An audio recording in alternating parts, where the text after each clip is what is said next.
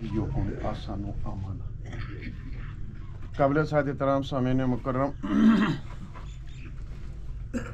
एक ताजर भाई जिसका अफसर तस्करा कर रहे थे कि अचानक ऐसी मौत को शहदा की मौत में हज़ूर नबी करीम रहमत लिल आलमीन की तालीम बताती है जो अचानक फौत हो जाए, उसके लिए तैयार कोई बीमार ना हो, कोई बज़ाहिर तो उसका बड़ा मुकाम अल्लाह के यहाँ रखा है। और जिसका तज़किरा हाफिज़ साहब कर रहे थे शायद उनके बच्चों के हवाले से, तालीम के हवाले से, तो मुझे वो याद, कल भी मैं एक जनाजे पर बात कर रहा था कि हज़ूर नबी करीम रहमत लिल आलमीन फरमाते हैं कि इंसान के मर जाने से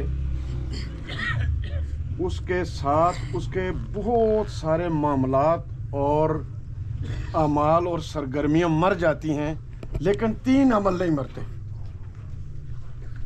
3 अमल नहीं मरते जिस इंसान ने किए हों वो अमल जिंदा रहते हैं। उनमें से एक अमल जो है वो है उसकी ज़िंदगी के अंदर जो अल्लाह की दी हुई नियामतें, उनमें से फला इंसानियत के लिए सदका जारिया करता है, ये अमल नहीं मरता। मसलन सड़क बनाई हो, रास्ता खोला हो, जब तक मखलूक चलेगी उस बंदे को उसका हिस्सा मिलेगा, ना रास्ता मरेगा ना उसका बेनिफिट मरेगा। उसने इस तरह की जनाजगाह बनाई हो, क़यामत तक लोग फ़ायदा उठाएंगे, बनाने वाले को, इन्वेस्टमेंट करने वाले को उसका परसेंटेज मिलेगा।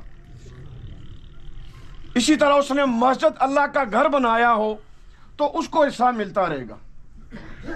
इसी तरह उसने पानी का इंतज़ाम किया हो लोगों के फ़ायदे के लिए, जब तक वो चश्मा चलता रहेगा और उसका फ़ायदा उस तक पहुंचता रहेगा।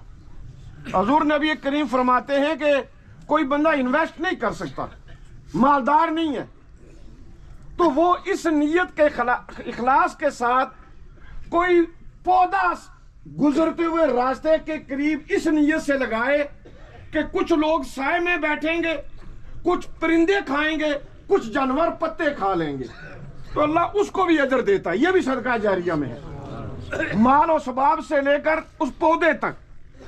और ये चूंकि जारी रहता है, जाने वाला चला जाएगा, अजीज भी भूल जाएंगे, जैसे हम अपने परदादों का नाम भी नहीं जानते और 2-3 नस्लें हमें कौन जानेगा, लेकिन कायनात का मालिक डायरी में रखता है, वो जरा जरा हिसाब रखता है। वो कौमें जो ये कहती हैं साइंस के सहारे पर ये इंसान मट्टी हो गया, कौन यहाँ पूछेगा, किसको पता है, किसको सजा होगी, तो अल्लाह ने उनको जवाब दिया अपने कुरान में कि तुम कहते हो ये इंसान कैसे पैदा होगा, मैंने तुम्हारी अंगुलियों के ये निशानात जो ये लगते हैं ना कंप्यूटर पर, ये भी रखे हुए हैं। ये भी मैं क़यामत के रोज, अगर आज तुम कंप्यूटर के ऊपर रख कर दुनिया के किसी कोने से इंसान को पहचान लेते हो कि अंगूठा किसका है, अगर तुम दुबई में आई प्रिंट को पहचान लेते हो कि किसकी ये आई है, तो क्या वो मालिक इतना छोटा है कि उसे हिसाबो किताब नहीं है? वो जो लोग इन्वेस्टमेंट करते हैं, मालिक के खाते में लिखा होता है कि इसने खुलूस नीयत के फला इंसानियत पर खर्च किया था, ये सदका जारिया। बंदे मर जाएं ये अमल नहीं मरता भाइयों, रसूलुल्लाह ने फरमाया। दूसरा अमल औलाद साले, जाने वाले शख्स की नेकोकार औलाद। एक तो वो अपने बाप को मगफरत की दुआओं में याद रखेगी, जब वो रोजाना 5 नमाजों में जाएगी तो वो ये कहेगी रब्बी फिरली वाले वाले दैया वलिल मोमिनीन यौम यक़ूमुल हिसाब। न सिर्फ वो अपने लिए, वालिदैन के लिए, बल्कि उम्मत मुसलमा के लिए वो मगफरत की दुआ मांगती है। और नेक और साले औलाद जिंदगी के जिस मामले में भी जाएगी अपने वालिद का नाम पैदा करेगी। लोग पूछेंगे ये किसका बेटा है, ये किसका भाई है, ये किस खानदान से है, ये किस इलाके का शख्स है, जो ये सोच रखता है इंसानों की फलाह की। गोया वो औलाद जो जिसकी वालिदैन ने तरबियत की हो। यहाँ बड़ा खास नुक्ता है, मैं और आप तरबियत पर नहीं ख्याल रख रहे। हम समझते हैं दुबई सऊदीया चला गया, शादी होगी और कोठी बना ली फारग, इससे तरबियत नहीं होती। ये औलाद का पीछा करना पड़ता है।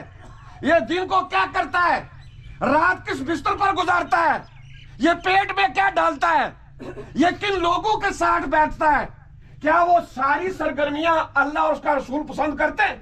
اگر وہ کرتے ہیں تو یہ اولاد کی تربیت ہے. اگر ہم سمجھے کوٹھیاں بن گئی ہیں, پراڈو کھڑی ہیں, لوگ ہمیں صاف کہتے ہیں, اللہ کی نظر میں کخ بھی نہیں ہو, کخ بھی نہیں اللہ کی نظر میں. یہ جیتے جاگتے لوگ آپ کو چودھری راجہ کہیں گے, اللہ کچھ نہیں کہتا. کر کے ممالک کے اندر نہ بھیج دیں کہ دنیا کا کوئی ملک نہیں جہاں میرا بھائی نہیں رہتا, یہ کوئی کمال نہیں ہے. کیا تربیت ہے, کیا اس سے لوگوں کا احساس ہے, کیا گھر والے مطمئن ہیں, کیا بستی والے قابل تعریف اس کو سمجھتے ہیں, کیا وہ امت کا درد محسوس کرتا ہے؟ یہ تربیت ہے. انسان مر جائے گا, نیک اولاد ایک بچہ ہو, نیک ہو, اس کے آگے 8 ہوں گے وہ نیک ہوں گے, ان کے آگے 32 ہوں گے وہ نیک ہوں گے. اسی طرح اگر تربیت نہ ہوئی, ایک خراب ہوا, اس کے آگے 6 خراب ہوں گے, 6 کے آگے 18 خراب ہوں گے. وہ پہلے پاپے کو پکڑا جائے گا جو بگڑتا ہوا اولاد چھوڑ کے گیا ہے.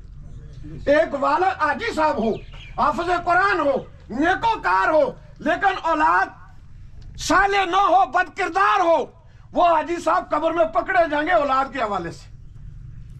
آج ہمارے سامنے اپنی اولاد کا تربیت کرنے کا ہدف ہونا چاہیے. کیا ہدف یہ رکھا ہم نے؟